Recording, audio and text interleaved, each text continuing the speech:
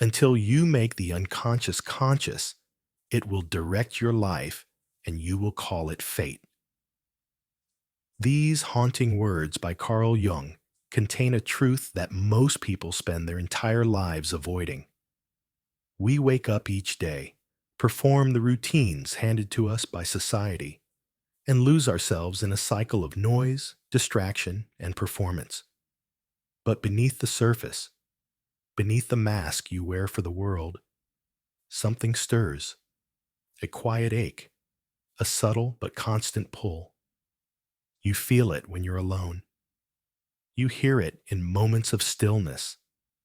It's the voice of your true self, asking to be found, seen, and lived. Have you ever paused and asked yourself, who am I, really? Not the version your parents expected, not the person your partner wanted, not the worker your job shaped you to be, but the deep, raw, unfiltered you. If you've ever felt like a stranger in your own life, like your actions don't reflect your essence, like your dreams belong to someone else, this message is for you. Because here's the hard truth. Most people will go to their graves without ever meeting themselves. Not truly, not honestly, not fully. But you don't have to be one of them. Carl Jung dedicated his life to the exploration of the human psyche, not just to treat illness, but to help people become whole. In a world obsessed with appearances, Jung offered something radically different: the courage to face who you are beneath the surface. He taught that becoming your true self, yourself with a capital S, is not about adding more, but peeling away the layers that were never you to begin with. And that journey begins with one painful but liberating truth. You've been wearing a mask. Jung called this mask the persona.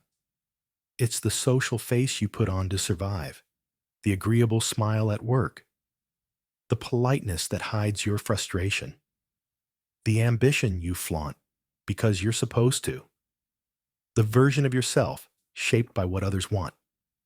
The persona is useful. It helps you fit in. But over time, it can become a prison. You start forgetting where the mask ends and the real you begins. You say yes when your soul screams no. You follow rules you never agreed to. You become so good at pretending that you convince even yourself. And that, Jung warned, is where the danger begins. Because when you confuse your mask with your identity, you lose the one thing you were born to become: your authentic self.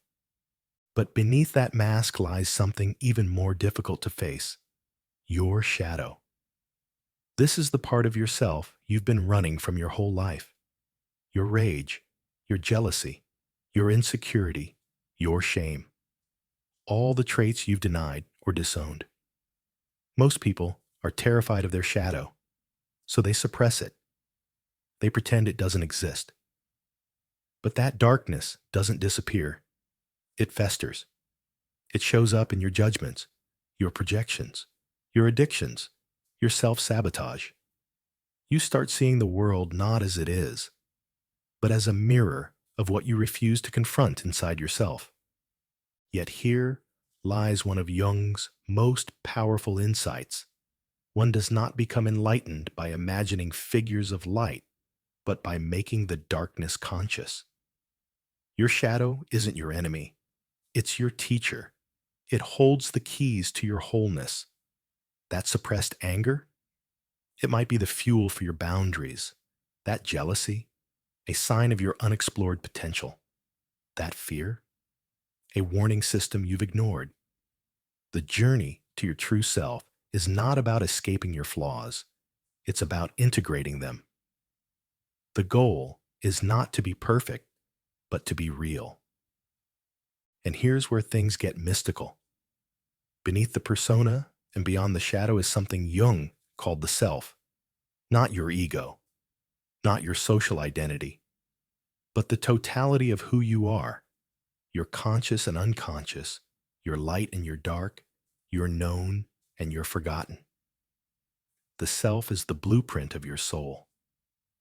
It's not something you have to build. It's something you have to rediscover. It's been there from the beginning, whispering to you in dreams, in symbols, in moments of quiet truth. And every time life shakes you, every time you feel lost or broken, it's not because you're off course. It's because yourself is calling you home. Jung believed that this journey, what he called individuation, is the real purpose of life. To become who you truly are, not who society wants, not who fear dictates, but the full, unified expression of your inner truth. And that journey, like every hero's tale, starts with a rupture, a crisis, a breakdown, that depression you went through, that moment you questioned everything. That wasn't failure, it was initiation. The collapse of your false self so that your true self could emerge. And that emergence doesn't happen overnight. It's a lifetime of peeling away, questioning, integrating. It's learning to listen to your dreams, to understand your emotional patterns, to recognize the masks you wear, to embrace the parts of yourself you once called bad. It's the most courageous act a person can undertake, not because it's glorious, but because it's real. In a world of imitation, nothing is more rebellious than authenticity. As Jung said, the privilege of a lifetime is to become who you truly are. But how do you know if you're on that path? It's not about what job you have, how much money you make, or how many followers you've collected.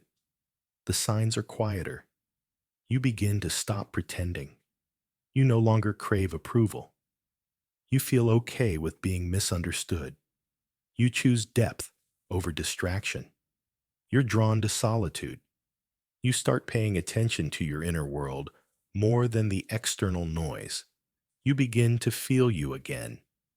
And perhaps the most powerful sign, you feel like you're coming home.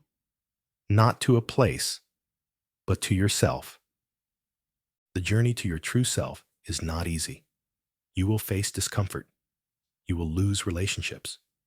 You will grieve the versions of you that once felt safe. But what you gain is worth everything. Freedom, alignment, peace, purpose, not the kind sold to you by advertising or gurus, but the quiet, unshakable knowing that you are living in truth, that you are no longer a puppet of society, but a sovereign being guided by your soul.